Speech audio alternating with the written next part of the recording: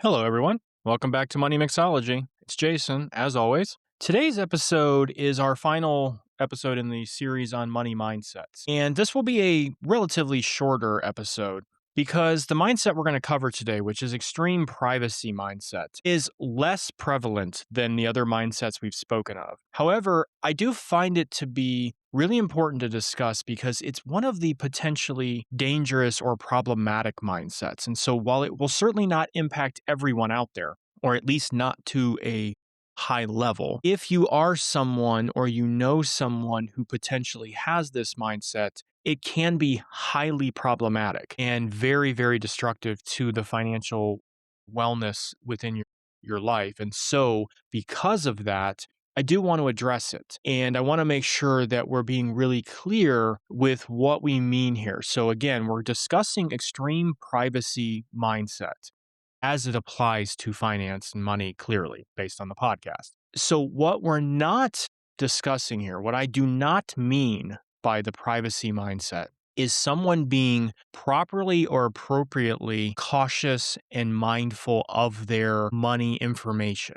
That is a totally normal, responsible thing to do. So not, leaving your account numbers out, not discussing details of your budget with, people who don't necessarily need to know that information, overly sharing financial pieces of information with, just friends here and there. Like those kinds of things are just responsible steps to take to avoid doing overshares, overindulging of information. That's just being a responsible person. That's not what we're referring to in today's episode. We are talking about people who are really being handicapped in their financial journey because of their deep seated fears of different things happening. And so they take an extreme stance on the privacy side.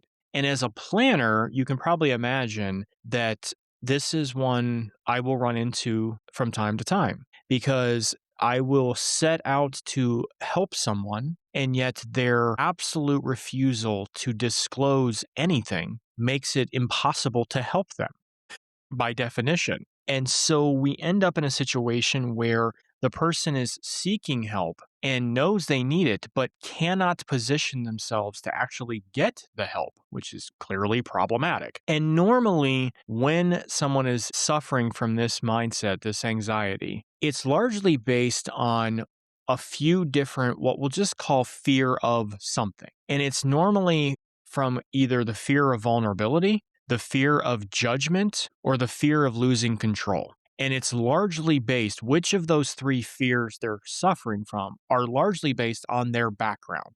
Like everything else in this show, I feel like I sometimes sound like the stereotypical psychiatrist where it's like, it's all your mom's fault. It's all your parents' fault. I don't mean that to always be the case, but you can imagine where if you have a fear of being judged or a fear of not having control, those are very likely based on a past experience. Now, it might not actually even be your family from your childhood.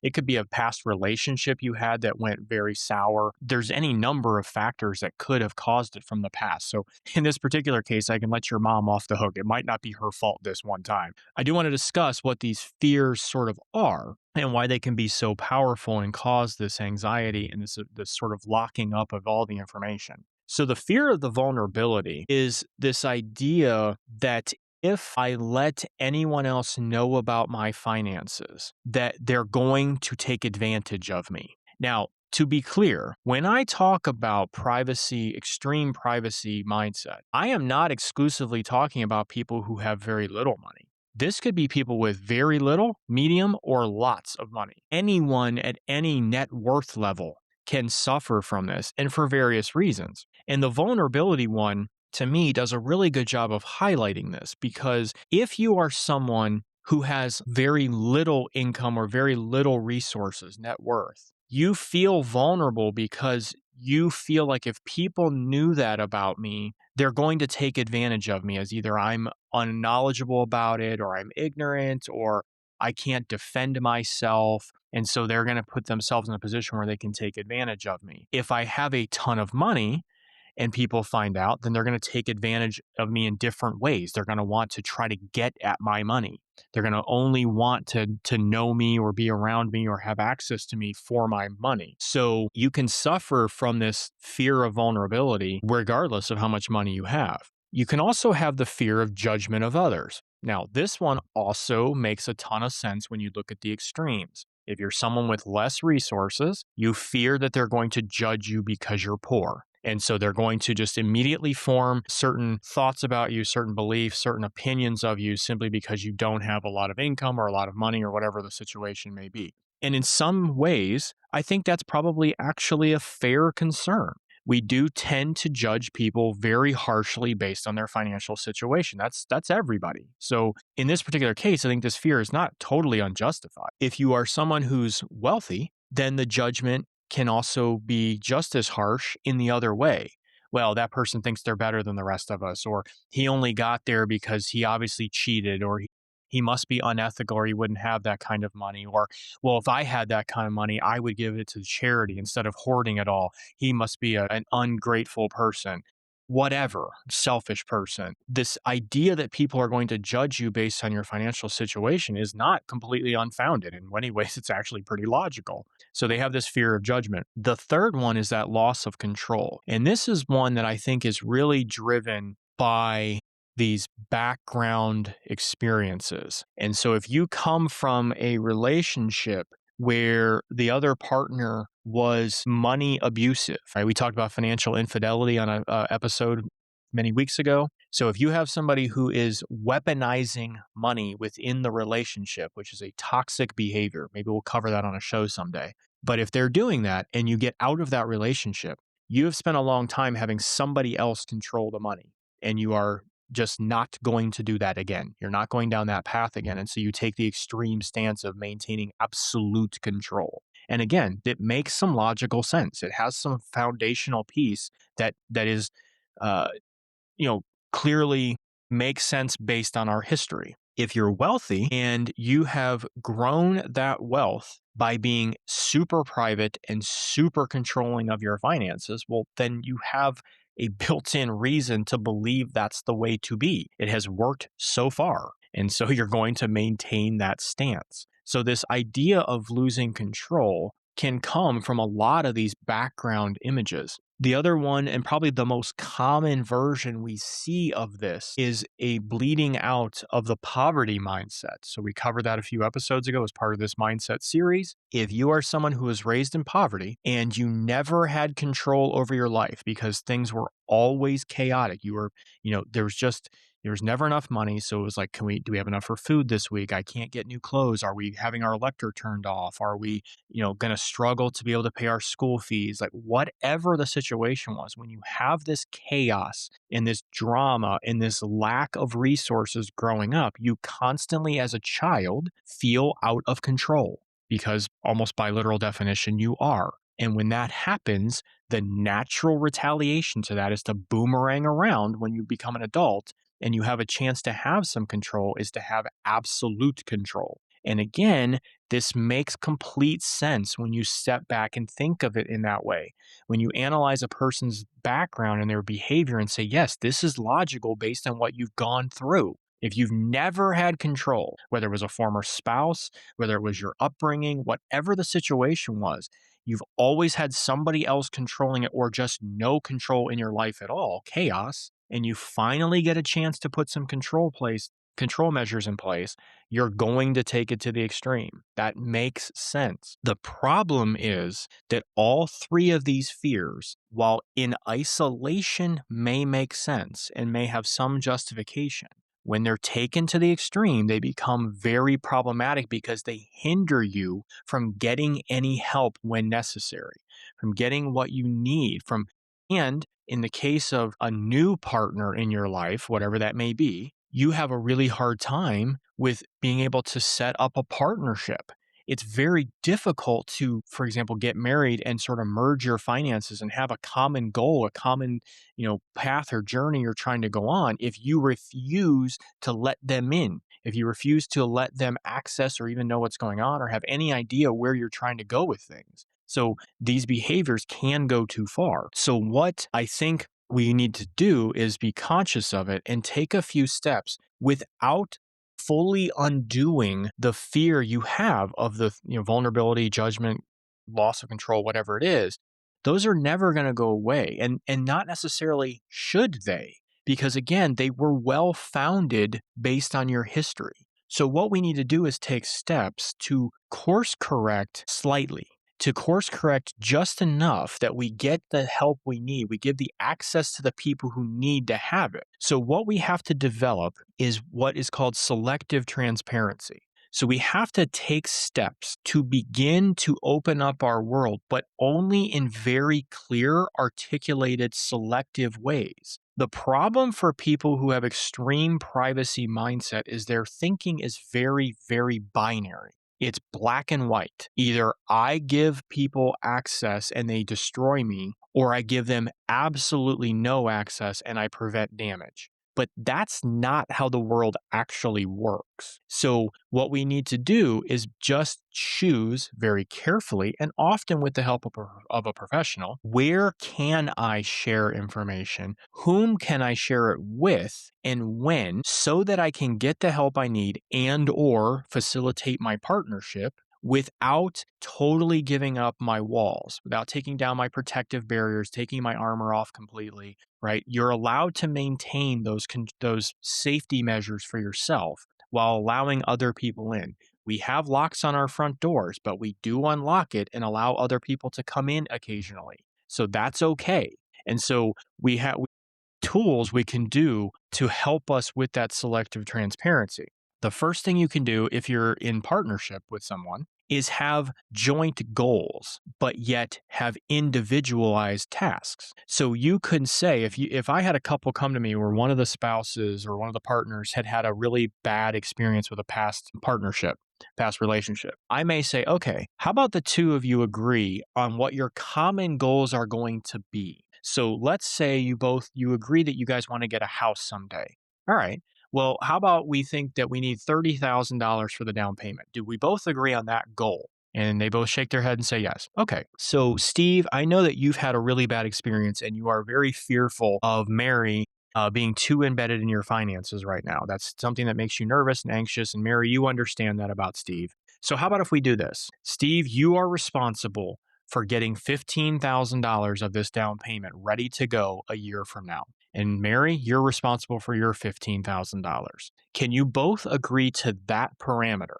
And assuming that they both agree to it, now Steve has the ability to work within his walls, within his armor, to produce the result that he was asked to produce without having to be forced to let myself or Mary too deep into his house, right? Inside his castle. And so that may be a first step. Now, do I think that eventually you would like to let him, bring the drawbridge down and let Mary go inside the castle occasionally? Sure. But we need to start with the first steps. So you can do things like that where it's joint goals, individualized tasks. You can do shared dashboards. And what this would essentially look like is high level information where the person's not going to see the details. So if you're a couple that's trying to merge your finances and you say, okay, when the two of you come meet with me as the planner once a quarter or whatever it may be, you're going to bring your balances, but you are not going to be required to show the details of how it got there. So, I want to see what you have in your 401k. I want to see what you have in your bank account, et cetera, et cetera. But you are not required, Steve, to show Mary the transactions that happened within the bank account. So as long as you're willing to open up on the high level information, then that's enough for us to do some planning. That's enough for us to move forward, at least in these initial stages. As you can imagine, at some point, you want to try your best to move beyond that type of circumstance. But it can be very helpful, just like the shared goals, individualized tasks. It's a place to start. It's a way for someone to rebuild the confidence and the trust in the other person, whether it's the planner or it's a partner, doesn't matter. It's an ability for them to begin to build trust that their fear of being judged, their fear of losing control is not, well, they're not having it taken away. They're not having their control taken away. Their partner's not judging them. They're just simply trying to help. But that can take time. The third step I would recommend is that you schedule conversations on very routine, regular intervals that are put on the calendar, that are known by everyone as to when we are going to discuss the financial matters. Because when you spring a conversation on someone who has the extreme privacy mindset, they feel attacked. Why would you possibly want to have this conversation right now? What do you know? Did you find something out? Is there something I should know? Did you look at something? Did you look at my bank statement? Whatever the case is, their hackles are going to go up, right? They're going to put their guard up because again, they have these fears. Did I do something and now I'm vulnerable to attack? That kind of thing. If instead it is scheduled, it is known on the first of the month, we are going to sit down and just have a quick review. And maybe we're still using that dashboard concept. Whatever it is, then there is no reason for that person to be fearful or concerned. It's just a regular scheduled thing. It wasn't anything specific that triggered this. There's nothing unique going on. There's nothing to be worried about. This is just our normal deal. And so they will be able to relax a little bit and kind of take a step back and take a breath to get through that situation. So this is what I would recommend as a starting point. Now, I also want to throw in here people who suffer from this, if it's high level version of this bias, of this privacy concern, they're probably going to need therapy, financial therapy. They're going to, well, potentially even normal therapy, depending on what the cause of the privacy issue is. So I want to caution the listeners, if you know someone who is suffering from this kind of issue at a pretty high level. Again, most people have some healthy level of privacy around their money. That's good. But if they are having issues where it is debilitating them, or it is hindering their ability to do good planning, to move forward, if it's hindering their partnership or their ability to keep their relationship strong, whatever it is, they're very likely going to need therapy. And I tell you that because you should not be trying to push this person. You will cause more damage and you will make them retrench in farther. So if you, in the most loving way possible, you are desperately trying to help this person, this is not a malicious thing, you desperately want to help them, and you try to push them to disclose more or whatever the case is, you must understand you're doing more harm because you are feeding into exactly what they are fearful of. I trusted the last person and they burned me. And now you, even though you say you love me and care about me, you are trying to do the same thing. It's bringing up that past trauma, that past concern. They're going to dig in deeper and you're going to cause more problems. So please don't do that. The 3 suggestions I gave you, the dashboards, the group goals with individual tasks, and scheduled conversations, are soft touch, preliminary steps you can take that will not trigger people and will allow them to take baby steps forward and to begin to build the trust over time. So this is why I thought this conversation was so important to have with you, is don't push on these people. And if this is you, if you're listening to this and saying, yep, I've got this problem, hear me when I say you need to go talk to a professional. So an individual person is very likely going to have a hard time helping you get past this. Even if you go to a professional planner, a CFP, they may be able to give you some small guidance, but they're going to, by the very definition of the job they do for a living, they're going to want to dig into your information. And in fairness, that's what they're supposed to do. But if that's the case, you're going to walk into a situation, I'm telling you right now, you're going to struggle with. You're going to not like it. It is going to put you on your defenses because it's going to be very uncomfortable. If instead you go to the planner and you voluntarily say, I'm willing to do one of these 3 things, the 3 examples I gave you earlier, then you're setting the parameters that you know you'll be comfortable with, and they'll have an ability to look at the situation and figure out if they can work within those rules, those constraints. Most of the planners could. If you brought me dashboards, I don't need to see your bank account details in most cases. So I could probably figure out how to work with you and maintain your level of comfort and privacy. And then over time, as you build trust with me as your planner, and I'm not taking advantage of you, I'm not judging you, I'm not trying to take away your control, all the fears you may have, you will start to open up a little bit. But just be mindful that you want to take those steps. So this is where we are with this. This is a really, really potentially problematic concern for a lot of people. And so I wanted to kind of highlight it. As always, I appreciate you joining me. I hope you have a wonderful day and a wonderful week, and I will see you for our next episode. Have a great day.